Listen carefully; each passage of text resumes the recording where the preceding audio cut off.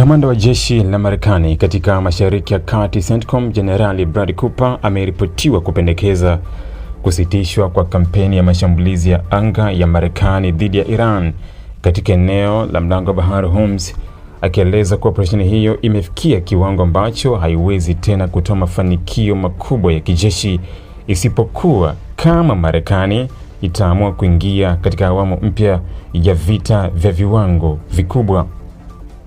Kwa mujibu wa taarifa ya Axios iliyonukuu vyanzo viwili vinavyofahamu tathmini hiyo, Cooper alitoa ushauri huo kwa Wizara ya Ulinzi ya Marekani, Pentagon, wakuu wa majeshi wa Marekani pamoja na ikulu ya White House kabla ya mkutano mkuu wa usalama uliofanyika Ijumaa kati ya Donald Trump na washauri wake juu ya masuala ya ulinzi na usalama wa taifa.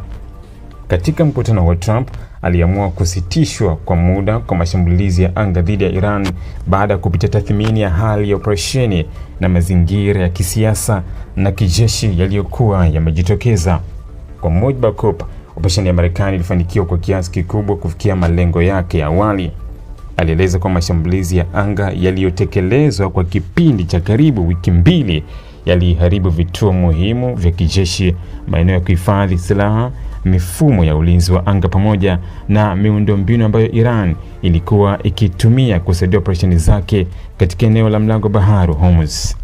Aidha, alisema mashambulizi hayo yalipunguza uwezo wa Iran wa kutishia usalama wa meli za kibiashara na meli za kijeshi zinazopita katika njia hiyo muhimu ya baharini.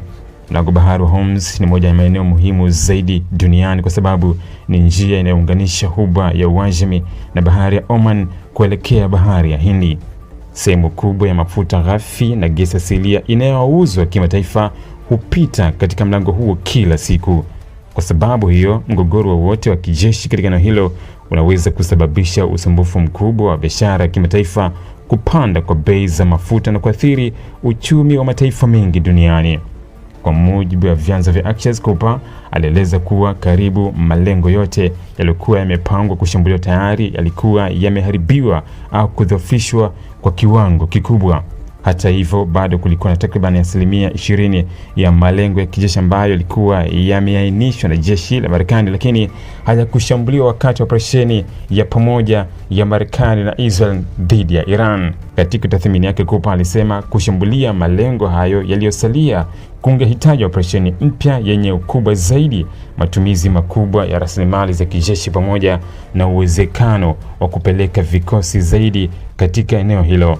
Alionya kuwa hatua hiyo ingeongeza hatari ya vita kupanuka na kuifanya Iran kujibu kwa mashambulizi makubwa zaidi dhidi ya majeshi ya Marekani, washirika wake pamoja na miundombinu ya nishati katika Mashariki ya Kati.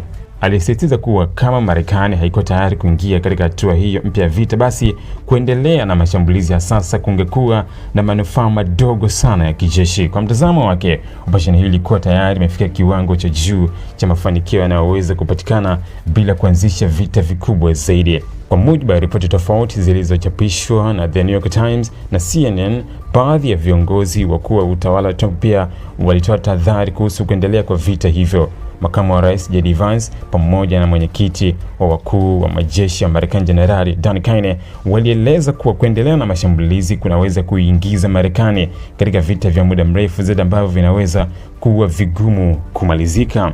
Viongozi hao walieleza kuwa moja ya changamoto ni matumizi makubwa ya silaha za kisasa katika operesheni za hivi karibuni, hali inayoweza kupunguza akiba ya silaha muhimu za Marekani wakati ambapo kuna changamoto nyingine za kiusalama katika maeneo mbalimbali duniani. Aidha, walionya kuwa vita vikubwa vinaweza kuathiri uhusiano wa Marekani na washirika wake wa Ghuba ambao umekuwa wakihofia kugeuzwa uwanja wa mapambano kati ya Washington na Tehran.